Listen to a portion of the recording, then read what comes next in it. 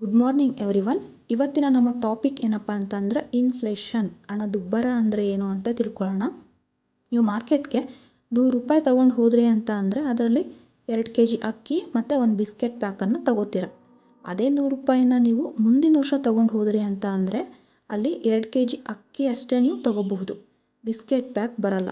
ಏನಿದ್ರ ಅರ್ಥ ಅಂದರೆ ಹಣ ತನ್ನ ವ್ಯಾಲ್ಯೂನ ದಿನದಿಂದ ದಿನಕ್ಕೆ ಕಳ್ಕೊತಾ ಇದೆ. ವಸ್ತುಗಳ ಬೆಲೆ ಜಾಸ್ತಿ ಆಗ್ತಾ ಹೋಗುತ್ತೆ, ಹಣದ ಬೆಲೆ ಕಡಿಮೆ ಆಗ್ತಾ ಹೋಗುತ್ತೆ. ಹಾಗಾಗಿ ಈ ವರ್ಷ ನೀವು ₹100ಗೆ ಕೊಂಡ್ಕೊಳ್ಳೋ ಅಂಥ ವಸ್ತು ನಿಮಗೆ ಮುಂದಿನ ವರ್ಷ ಅದೇ ₹100ಗೆ ಸಿಗಲ್ಲ. ಇದು ಯಾಕಾಗುತ್ತೆ ಗೊತ್ತಾ?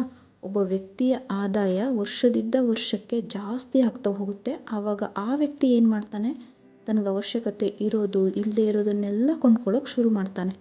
ಇದರಿಂದ ಏನಾಗುತ್ತೆ ಅಂದರೆ ನಮ್ಮ ಎಕಾನಮಿಯಲ್ಲಿ ಡಿಮ್ಯಾಂಡ್ ಜಾಸ್ತಿ ಆಗ್ತಾ ಹೋಗುತ್ತೆ. ಡಿಮ್ಯಾಂಡ್ ಜಾಸ್ತಿ ಆದಾಗ ಏನಾಗುತ್ತೆ ಅಂದರೆ ಆಟೋಮೆಟಿಕ್ಕಾಗಿ ವಸ್ತುಗಳ ಬೆಲೆ ಕೂಡ ಜಾಸ್ತಿ ಆಗ್ತಾ ಹೋಗುತ್ತೆ.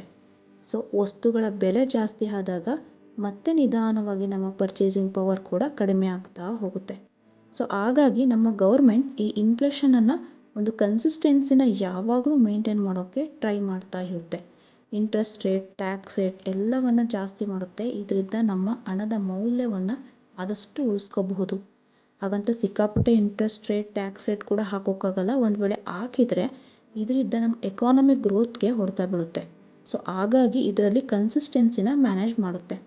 ಕರೆಂಟ್ಲಿ ನಮ್ಮ ಇನ್ಫ್ಲೇಷನ್ ರೇಟ್ ಡಿಸೆಂಬರ್ 2024 5.22% ಇದೆ. ಈ ಇನ್ಫ್ಲೇಷನ್ನ ನಾವು ಇನ್ನೊಂದು ರೀತಿ ಕರಿಬಹುದು, ಟೈಮ್ ವ್ಯಾಲ್ಯೂ ಆಫ್ ಮನಿ ಅಂತ, ಅಂದರೆ decrease in the value of money ಅಂತ. ಸೊ ಈ ನಮ್ಮ ಟಾಪಿಕ್ ಇಷ್ಟ ಆಗಿದ್ರೆ ಬೇಗ ಬೇಗ ಸಬ್ಸ್ಕ್ರೈಬ್ ಆಗಿ, ಲೈಕ್ ಮಾಡಿ. Thanks for watching.